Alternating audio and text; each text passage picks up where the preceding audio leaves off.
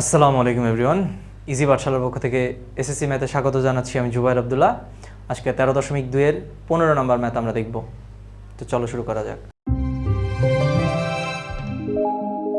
দেখো 15 নম্বর ম্যাথে কি বলতেছে আমাদের, log 2 plus log 16 plus log 512 plus dot dot dot ধারাটির প্রথম 12টি পদের সমষ্টি নির্ণয় করো। আচ্ছা, এখন একটা বিষয় খেয়াল করো যে log 2 প্লাস log 16, এখন এটা কি গুণোত্তর ধারা না সমান্তর ধারা, এটা আমাদের আগে দেখতে হবে। এখন আসলে কি এই ধারাটা একটু ডিফারেন্ট। অ্যান্ড এটা আচ্ছা, আমরা একটু আগে একটা জিনিস একটু খেয়াল করি যে আগের ম্যাথে আমরা যেভাবে কাজটা করছিলাম, যেমন ধরো হচ্ছে log 2, তারপর কত আছে log 16,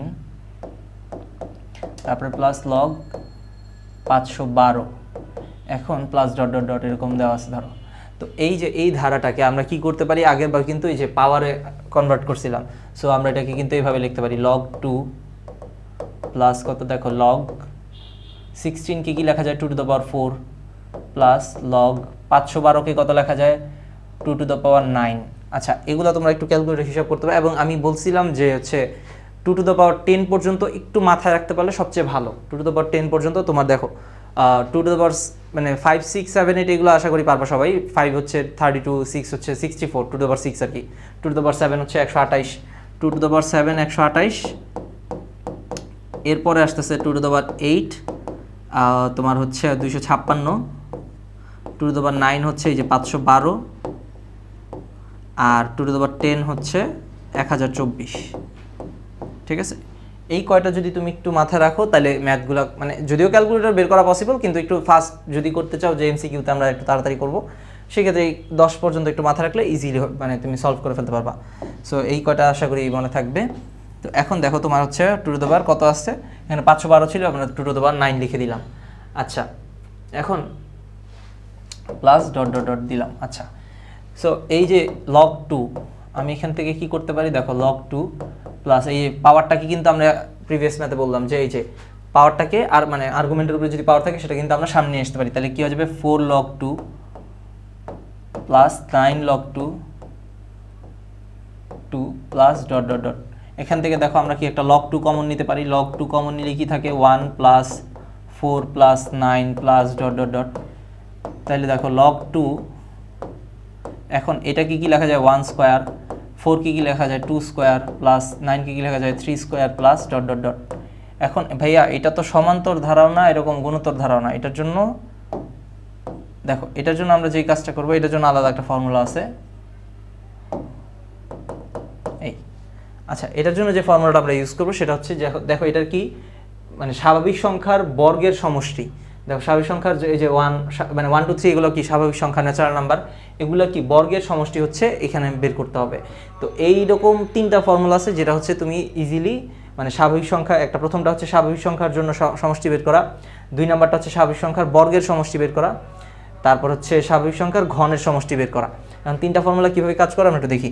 1 plus 2 plus 3 plus dot dot n পর্যন্ত মনে করো আমি সার্টেন একটা সংখ্যক পদ যোগ করব, এবং এগুলো সব স্বাভাবিক সংখ্যা, এই যে 1 প্লাস 2 প্লাস 3 এগুলো যদি আমরা যোগ করি তখন ফর্মুলা হচ্ছে n into n plus 1 divided by 2। আচ্ছা, nটা কি যত সংখ্যক পদ আমি যোগ করব। আর এরপরেরটা দেখো এই 2 নাম্বারটা যে স্বাভাবিক সংখ্যার বর্গের সমষ্টি, তাহলে কি হবে এখানে 1 square plus 2 square plus 3 square এরকম করে যত সংখ্যক পদ আমি যোগ করবো সবগুলার বর্গ হবে আর কি। সবগুলার বর্গের মানে বর্গ করার পরে যে পদটা আসবে সেগুলো আমরা যোগ করে দিব। তো এখানে ধরো আমরা 12টা বা 13টা পদ যদি যোগ করি, n এর ভ্যালু কত হবে 12 বা 13। তাহলে এই ফর্মুলাটা কি n into n plus 1 into 2n plus 1 divide by 6। আচ্ছা, 3 নাম্বারে দেখো ঘনের সমষ্টি, তাহলে কি হবে 1 cube plus 2 cube plus 3 cube এরকম করে যত সংখ্যক পদ থাকবে ওইটা হচ্ছে আমরা n ধরে নিব। n ধরার পর দেখো ফর্মুলাটা কি আসতেছে n into n plus 1 divided by 2 whole square. পুরাটাকে যা আসবে এটাকে আমরা স্কোয়ার করে দিব, তাহলে কিন্তু ঘনের সমষ্টি চলে আসবে। দেখো প্রথমটা আর 3 নাম্বারটা কিন্তু ফর্মুলা প্রায় সেমই, n into n plus 1 divide by 2, এটাও n into n plus 1 divide by 2। ঘনেরটা শুধু যেটা করতে হয় একটা স্কোয়ার করে দিতে হয়। এই ফর্মুলাটা একটু ডিফারেন্ট। আচ্ছা, এখন দেখো এখানে কিন্তু আমাদের এই যে বর্গের সমষ্টি, এই যে 2 নাম্বারটা কাজে লাগবে। তাহলে 2 নাম্বারটা আমরা কি করব, n into n plus 1 into 2n plus 1 divide by 6। তাহলে এখন দেখো আমাদের কয়টা পদের সমষ্টি বের করতে বলছে, প্রথম 12টা পদের সমষ্টি। তাহলে অবশ্যই কি n এর ভ্যালু হবে কত 12। তাহলে আমরা কি করব, এখানে হচ্ছে আমরা যে এখানে যদি ইনপুট করি log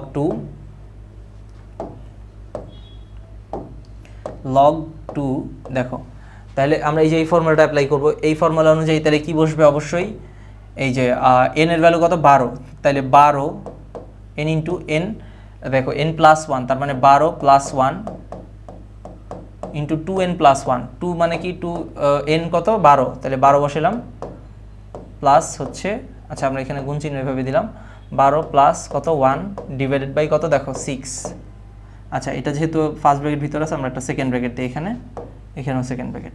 ওকে, এবার দেখো তাহলে এই ফর্মুলা অনুযায়ী কিন্তু আমরা বসে ফেললাম মানগুলা।